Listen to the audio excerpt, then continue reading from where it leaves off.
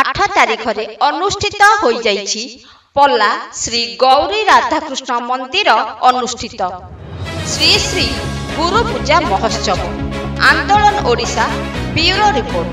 ଆଗାମୀ 25 ଜ୍ୟେଷ୍ଠ ଜୁନ 8 ତାରିଖ ଶନିବାର ଶୁକ୍ଳ ତୃତୀୟା ତିଥିରେ ବୈଷ୍ଣବ ଧର୍ମର ପୂଜ୍ୟ ଗୁରୁଦେବ ଶ୍ରୀ ଶ୍ରୀ ଗୌଡ଼ୀୟ ବୈଷ୍ଣବାଚାର୍ଯ୍ୟ ଶ୍ରୀ ଦଣ୍ଡୀ ସ୍ୱାମୀ ଶ୍ରୀ ଶ୍ରୀ ମହାଭିତବନ୍ଧୁ ଭିକ୍ଷୁ ମହାରାଜା ଗୋସ୍ୱାମୀ ପ୍ରଭୁଙ୍କର 69ତମ ଶୁଭ ଆବିର୍ଭାବ ତିଥି ଗୁରୁ ପୂଜା ଅନୁଷ୍ଠିତ ହୋଇଯାଇଛି।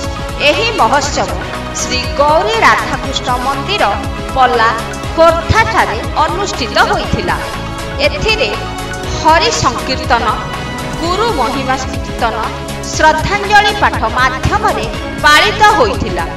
ଏହି ଉତ୍ସବରେ ଗୁରୁଦେବଙ୍କର ଶିଷ୍ୟ ଶିଷ୍ୟା ଓ ଶ୍ରଦ୍ଧାଳୁ ଭକ୍ତବୃନ୍ଦଙ୍କ ମହାସମାଗମ ହୋଇଥିଲା। ଉକ୍ତ ଉତ୍ସବରେ କାୟିକ ବାଚିକ ସହଯୋଗରେ ଯୋଗଦାନ ପୂର୍ବକ ଶ୍ରୀ ଗୁରୁଦେବଙ୍କର ଶୁଭାଶିଷ ଗ୍ରହଣ କରି ନିଜର ସୁଦୁର୍ଲଭ ମନୁଷ୍ୟ ଜୀବନକୁ ଭକ୍ତମାନେ ସାର୍ଥକ ଲାଭ କରିଥିଲେ। 7 ତାରିଖରେ ଶୁକ୍ରବାର ଦିନ ଶ୍ରୀ ଗୁରୁ ପୂଜାର ଅଧିବାସ ସଂକୀର୍ତ୍ତନରୁ ଉତ୍ସବ ଆରମ୍ଭ ହୋଇଥିଲା।